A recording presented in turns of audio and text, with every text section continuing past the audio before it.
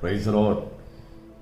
ഒരു നല്ല പ്രഭാതം വീണ്ടും നമ്മുടെ ജീവിതത്തിൽ ദൈവം നൽകി തന്നതിനെ ഓർത്ത് ദൈവത്തെ സ്തുതിക്കുന്നു.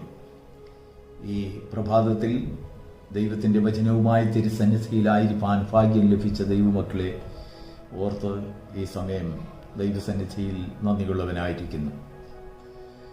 ഇന്നത്തെ നമ്മുടെ പ്രഭാത ധ്യാനത്തിനായി എസെക്കിയേൽ പ്രവചനം 47 അധ്യായത്തിൻ്റെ 5 വാക്യം. അവൻ പിന്നെയും 1000 മുഴം അളന്നു, അതെനിക്ക് കടപ്പാൻ വഹിയാത്ത ഒരു നദിയായി, വെള്ളം പൊങ്ങി നീന്തിയിട്ടല്ലാതെ കടപ്പാൻ വഹിയാത്ത ഒരു നദിയായി തീർന്നു. ദൈവത്തിന് സ്തോത്രം. എസെക്കിയേലിൻ്റെ ദർശനത്തിൽ ദൈവം കാണിച്ചതായ ഒരു മഹാദർശനം, അതിനൊരു മഹാ അർത്ഥങ്ങൾ അതിൻ്റെ പിന്നിലുണ്ട്.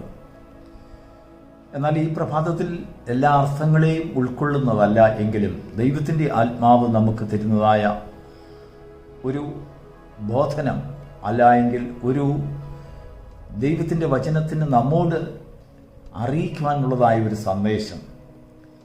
നാം ചിന്തിച്ചു നീന്തിയിട്ടല്ലാതെ കടക്കാൻ കഴിയും എന്ന് നമുക്ക് തോന്നത്തക്ക രീതിയിൽ ആദ്യമൊക്കെ ദൈവത്തിൻ്റെ ആത്മാവ് നമ്മെ നടത്തി. എന്നാൽ ഒടുവിൽ ഒരു കാര്യം മനസ്സിലായി, ഇല്ല, നീന്തറിയാമെങ്കിൽ മാത്രമേ ഇനിയും മുന്നോട്ട് പോകുവാൻ കഴിയുകയുള്ളൂ. നീന്തറിയില്ല എങ്കിൽ തിരിച്ചു പോകേണ്ടി വരും. ഇല്ല എങ്കിൽ അവിടെ അവസാനിക്കേണ്ടതായ ഒരു ഗതിയിലാണ് കാര്യങ്ങൾ എസെക്കിയേലിന് ദൈവം വെളിപ്പെടുത്തി കൊടുത്തത്. ദൈവത്തിൻ്റെ ആത്മാവ് എസെക്കിയേൽ പ്രവാചകന് കൊടുത്ത ദർശനത്തിൻ്റെ ആകത്തുക എന്ന് പറയുന്നത്, മുമ്പ് ജീവിതത്തിൽ നീന്ത് പഠിച്ച ഒരു വ്യക്തിക്ക് മാത്രമേ ആ തരണത്തെ തരണം ചെയ്യുവാൻ കഴിയുകയുള്ളൂ. നീന്ത് അഭ്യസിച്ചവർക്ക് മാത്രം കടക്കുവാൻ കഴിയുന്നതായ ഒരു പാത. എന്താണ് ഈ നീന്തുക എന്ന് പറഞ്ഞാൽ? കാലുറയ്ക്കാത്ത ഒരവസ്ഥ. വെള്ളത്തിൻ്റെ ആഴത്തിൽ നല്ല ഒഴുക്ക്. നോക്കൂ, ആ വെള്ളം നല്ല ഒഴുക്കോടുകൂടി ശക്തിയായി ഒഴുകുന്ന ഒഴുക്കാണ് പ്രവാചകനെ കാണിക്കുന്നത്. നരിയാണിയോളം വെള്ളം പൊങ്ങി, മുട്ടോളം പൊങ്ങി, അരയോളം പൊങ്ങി. അതിനുശേഷം ഒരു ബോധ്യം തനിക്ക് കൊടുത്തു, ഇനിയും വെള്ളം പൊങ്ങിക്കൊണ്ടിരിക്കുന്ന നല്ല ശക്തിയോടുകൂടി പാഞ്ഞു വരുന്ന ഒഴുക്കിൽ നിലനിൽക്കണമെങ്കിൽ നീന്തറിയാവുന്നവർക്ക് മാത്രമേ പറ്റത്തുള്ളൂ. ദൈവത്തിന് സ്തോത്രം. അപ്പോൾ നീന്തുവാൻ അഭ്യസിക്കുന്നവരല്ല, അവരുടെ ജീവിതത്തിൽ മുമ്പ് അനേക പ്രതികൂലങ്ങളെയും പ്രതിസന്ധികളെയും വെള്ളപ്പൊക്കങ്ങളെയും അല്ലെങ്കിൽ ആഴങ്ങളെയും കണ്ട് നടന്ന് കയറി അല്ലെങ്കിൽ നീന്തി കയറിയിട്ടുള്ളതായ ഒരു കൂട്ടം ജനങ്ങൾ ആരോ, അവർക്ക് മാത്രമേ അവസാനത്തിൽ ഈ വലിയ ഒഴുക്കിനെ, ശക്തിയെ, ഈ നദിയെ അവർക്ക് കടക്കുവാൻ കഴിയുകയുള്ളൂ എന്ന് ദൈവത്തിൻ്റെ ആത്മാവ് എസെക്കിയേലിന് കാണിച്ചു കൊടുക്കുകയാണ്. പ്രിയപ്പെട്ട ദൈവമക്കളെ, നമ്മുടെ ജീവിതത്തിൽ നമ്മൾ പലപ്പോഴും വിചാരിക്കും, സാഹചര്യങ്ങൾ വരട്ടെ, സന്ദർഭങ്ങൾ വരട്ടെ, നമ്മൾക്ക് അതൊക്കെ കൈകാര്യം ചെയ്യാൻ കഴിയും, നമ്മുടെ ബുദ്ധി കൊണ്ടും ജ്ഞാനം കൊണ്ടും കഴിവ് കൊണ്ടും പരമാവധി പിടിച്ചു നിൽക്കാം എന്നൊക്കെ നമ്മൾ പലപ്പോഴും വിചാരിക്കും. എന്നാൽ ദൈവശക്തിയിൽ കാക്കപ്പെടുന്നതായ ഒരു വ്യക്തി, അക്കരെ കടക്കുവാൻ ദൈവം നിയോഗിക്കുന്നതായ ചില വ്യക്തി ജീവിതങ്ങളിൽ ദൈവം നീന്തഭ്യസിച്ചിട്ടുള്ള, പരിശീലിച്ചിട്ടുള്ള ചില വ്യക്തികൾക്ക് മാത്രമായി അത് പരിമിതപ്പെടുത്തിയിരിക്കുകയാണ്. എന്താണ് നീന്തുക?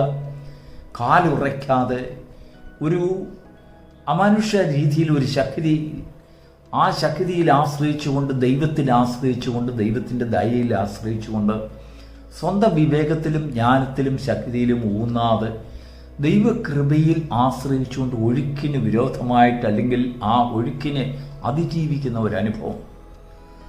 നമ്മുടെ ജീവിതത്തിലെ കഷ്ടങ്ങളിൽ, അനേക കഷ്ടങ്ങളിൽ കൂടെ കടന്നു വന്ന ഒരു മനുഷ്യർക്ക് മാത്രമേ ഈ പ്രത്യേകമായ സാഹചര്യത്തെ കടക്കുവാൻ കഴിയുകയുള്ളൂ എന്ന് എസെക്കിയേൽ പ്രവാചകനെ ദൈവത്തിൻ്റെ ആത്മാവ് ഒരു വിധത്തിൽ തനിക്ക് മനസ്സിലാക്കി കൊടുക്കുകയാണ്.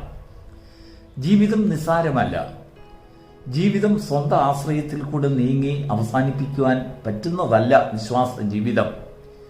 ദൈവത്തിങ്കിലുള്ളതായ ആശ്രയത്തിൽ കൂടെ നാം കടന്നു പോകുമ്പോൾ നമ്മുടെ ജീവിതത്തിൽ നമുക്ക് കടക്കുവാൻ കഴിയാത്തതായ വലിയ ആഴങ്ങളെ ദൈവം വെളിപ്പെടുത്തി കൊണ്ടുവരും, നമ്മുടെ മുൻപിൽ കൊണ്ടുവരും. എന്നാൽ നമുക്ക് അഭ്യസനമില്ലാതെ അല്ലെങ്കിൽ അനുഭവങ്ങളാൽ തഴക്കത്താൽ അഭ്യസിച്ച ഇന്ദ്രിയങ്ങളുള്ള ചില വ്യക്തി ജീവിതങ്ങൾ അവിടെ ദൈവകൃപയിൽ ആശ്രയിച്ചുകൊണ്ട് അങ്ങനെയൊക്കെയുള്ളതായ പ്രതിസന്ധികളുടെ പരമോന്നതികളെ അവർ തരണം ചെയ്യുന്നത് നമുക്ക് കാണുവാൻ കഴിയും.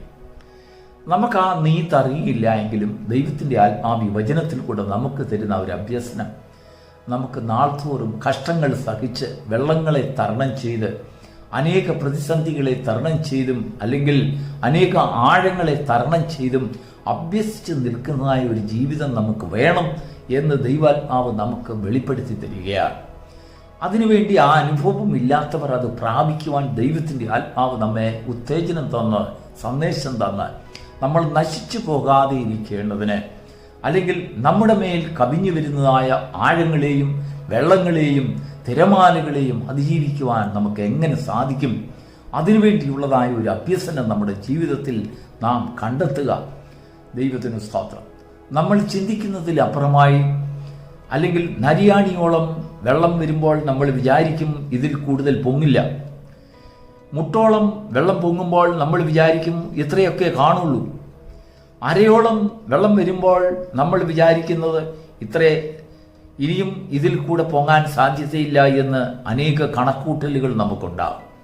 എന്നാൽ നമ്മുടെ കണക്കൂട്ടലുകളെ എല്ലാം തെറ്റിച്ചുകൊണ്ട് പ്രതിസന്ധികളും പ്രതികൂലങ്ങളും വിശ്വാസ ജീവിതത്തിൽ നിന്നെ തകർത്ത് കളയാൻ, മുക്കിക്കളയുവാൻ, ജീവനോട് ശേഷിപ്പിക്കാതെ അവസാനിപ്പിച്ച് കളയുവാൻ, നിന്റെ സ്വപ്നങ്ങളെയും നിന്റെ പ്രത്യാശയെയും ജീവിതത്തിലെ സകല അനുഭവങ്ങളെയും തകർത്ത് കളയുവാൻ വേണ്ടി ശത്രു ശക്തിയോടുകൂടെ അനേക ഒഴുക്കുകളെ നിന്റെ മുൻപിൽ കൊണ്ടുവരും.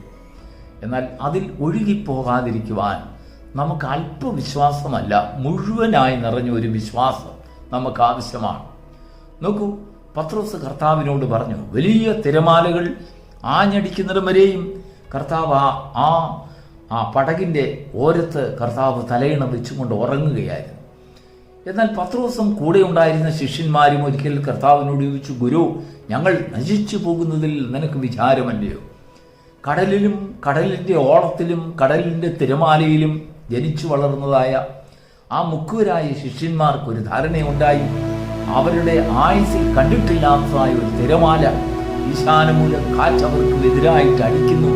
അതിനെ അതിജീവിക്കണമെങ്കിൽ ഞങ്ങളുടെ ബുദ്ധി കൊണ്ടും ജ്ഞാനം കൊണ്ടും സാധിക്കുകയില്ല എന്ന് പത്രോസിന് കൂടെയുള്ളവർക്ക് മനസ്സിലായി. അവരുടെ ജ്ഞാനത്തിനപ്പുറമായിട്ടുള്ളതായ ഒരു ഒഴുക്ക്, ഒരു തിരമാല, ഒരു കാറ്റ്, ഒരു പ്രതികൂലം, ഒരു തകർച്ച അല്ലെങ്കിൽ ഒരു അന്ധകാരത്തിൻ്റെ ഒരു മുന്നറിയിപ്പ് തകരും എന്ന് ഉറപ്പായപ്പോൾ കർത്താവിനോട് ചോദിക്കുകയാണ്.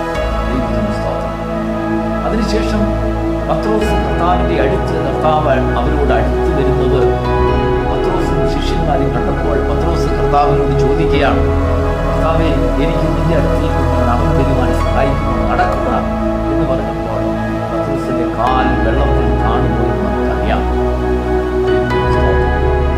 കർത്താവ് അവനോട് പറഞ്ഞതായ ഒരു കാര്യം, അല്പവിശ്വാസത്തെ സംശയിക്കാതെ.